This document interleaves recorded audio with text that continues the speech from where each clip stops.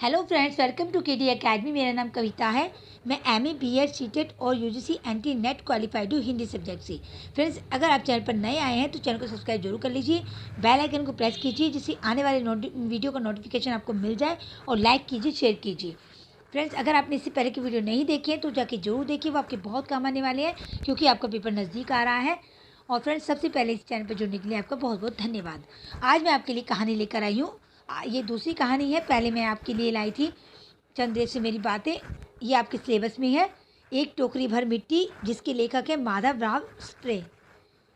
तो ये कहानी फ्रेंड्स मैं स्टार्ट कर देती हूँ। इसका जो सार है आपको बता देती हूँ, फिर आप इसको अच्छे से समझ लेना क्योंकि इसमें से कुछ भी पूछ लेते हैं। किसी श्रीमान जमींदार के महल के पास एक गरीब अनाथ विधवा की झोपड़ी थी। जमींदार साहब को अपने महल का हाथा उस झोपड़ी तक बढ़ाने की इच्छा हुई। विधवा से बहुतेरा कहा कि अपनी झोपड़ी हटा ले। विधवा ने नहीं मानी फिर भी, पर वह तो जमाने से वहीं बसी थी। उसका प्रिय पति और इकलौता पुत्र भी उसी झोपड़ी में मर गया था। पतोहू भी एक 5 बरस की कन्या को छोड़कर चल बसी थी। अब यही उसकी पोती इस वृद्धा काल में एकमात्र आधार थी। जब कभी उसे अपनी पूर्व स्थिति की याद आ जाती तो मारे दुख के फुट फुट कर रोने लगती थी। और जब से उसने अपने श्रीमान पड़ोसी की इच्छा का हाल सुना, तब से वह मृत प्राय हो गई थी। उस झोपड़ी में उसका मन ऐसा लग गया था कि बिना मरे वहाँ से निकलना ही नहीं चाहती थी। श्रीमान के सब प्रयत्न निष्फल हुए। तब वे अपनी जमींदारी चाल चलने लगे। बाल की खाल निकालने वाले वकीलों की थैली गरम कर उन्होंने अदालत से झोपड़ी पर अपना कब्जा कर लिया और विधवा को वहाँ से निकाल दिया। बेचारी अनाथ तो थी ही, पास पड़ोस में कहीं जाकर रहने लगी। एक दिन श्रीमान उस झोपड़ी के आसपास टहल रहे थे और लोगों को काम बतला रहे थे कि इतने में वह विधवा हाथ में एक टोकरी लेकर वहाँ पहुँची। श्रीमान ने उसको देखते ही अपने नौकरों से कहा कि उसे यहाँ से हटा दो, पर वह गिड़गिड़ा कर बोली, महाराज, अब तो यह झोपड़ी तुम्हारी ही हो गई है, तो एक विनती है। जमींदार साहब के सिर हिलाने पर उसने कहा, जब से यह झोपड़ी छूटी है तब से मेरी पोती ने खाना पीना छोड़ दिया है। मैंने बहुत कुछ समझाया पर वह एक नहीं मानती। यही कहा करती है कि अपने घर चल, वहीं रोटी खाऊंगी। अब मैंने यह सोचा कि झोपड़ी में से एक टोकरी भर लेकर उसी का चूल्हा बनाकर रोटी पकाऊंगी। इससे भरोसा है कि वह रोटी खाने लगेगी। महाराज, कृपा करके आज्ञा दीजिए तो इस टोकरी से मिट्टी ले जाओ। श्रीमान ने आज्ञा दे दी। विधवा झोपड़ी के भीतर गई। वहाँ से जाते ही उसे पुरानी बातों का स्मरण हुआ और उसकी आंखों से आंसू की धारा बहने लगी।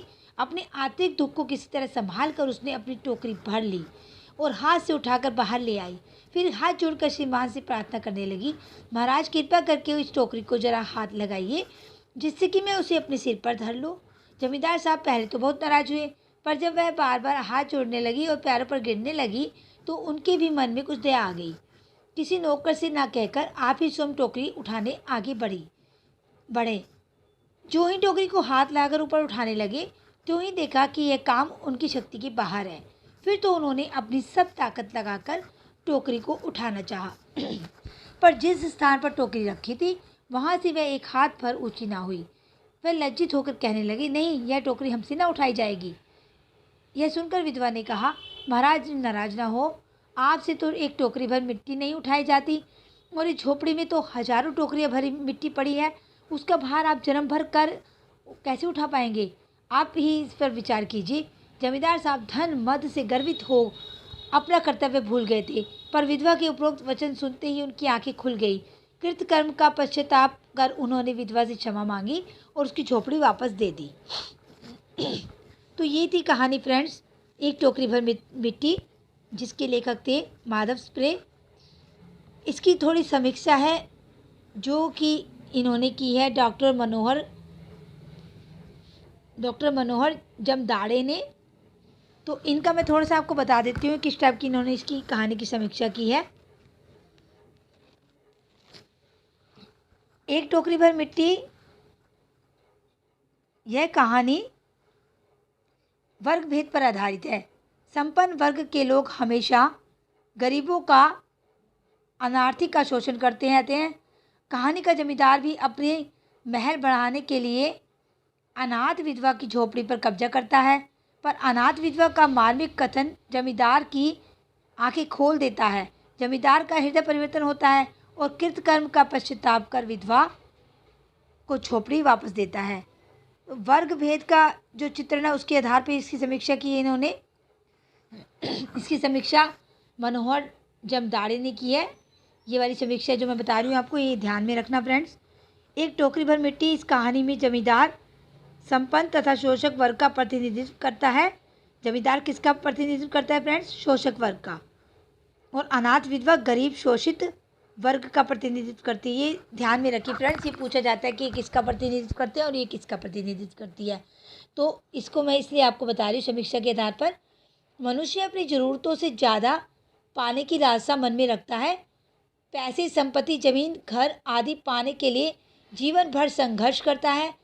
कभी धन से, कभी अदालत से, तो कभी इसे धमकाकर, गरीबों को धमकाकर, अनाथों का शोषण करके इन भौतिक चीज़ों की पूर्ति करता है।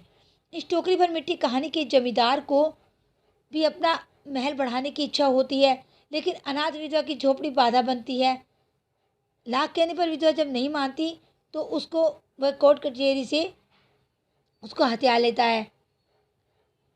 कोर्ट कचहरी के जरिए उसको हथिया लेता है उसकी झोपड़ी। तो पुत्र वधू भी एक 5 वर्ष की कन्या को छोड़कर जब उसकी चली जाती है तो उसकी पोती जो खाना नहीं खाती, और खाना नहीं खाती तो वो वहाँ से मिट्टी लेने आती है, और मिट्टी नहीं ले उससे उठवाने के लिए कहती है टोकरी को, तो वो नहीं उठा पाता। और जिससे कि जब उसको पता चलता है कि जब बुढ़िया बोलती है कि जब आपसे एक टोकरी भर मिट्टी नहीं उठी तो आप इसका जन्म भर इस झोपड़ी का भार कैसे उठा पाएंगे। तो इससे उसकी आंखें खुल जाती हैं और वो उसको झोपड़ी वापस कर देता है। अब शोषण के खिलाफ विद्रोह है जो ये इस तरह से, इसकी समीक्षा देख लीजिए। यह कहानी केवल जमींदार के अत्याचार के समस्या को उठाती नहीं, अभी तो अनाथ विधवा के द्वारा उनका प्रतिकार भी करती है।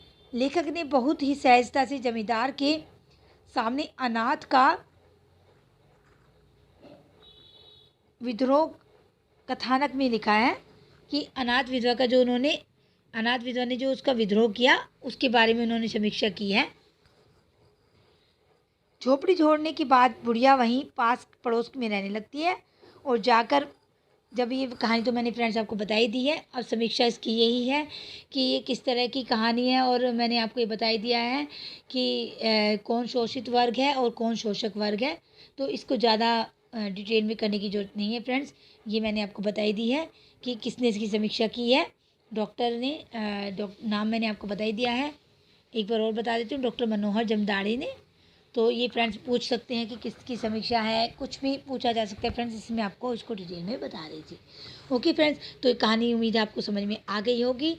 और चलिए फ्रेंड्स, मैं कोशिश करती हूँ कि अब से मैं 2-2 वीडियो डेली डालूँ, जिससे कि आपका सिलेबस कंप्लीट करा सकूँ, ताकि पेपर तक आप तैयारी अच्छे से कर सके और पेपर में आपकी मदद हो सके। ओके फ्रेंड्स, मैं कोशिश कर रही हूँ अपनी पूरी, जैसे मुझे टाइम मिलता है मैं आपके लिए 2-2 वीडियो डालने की कोशिश करती हूँ।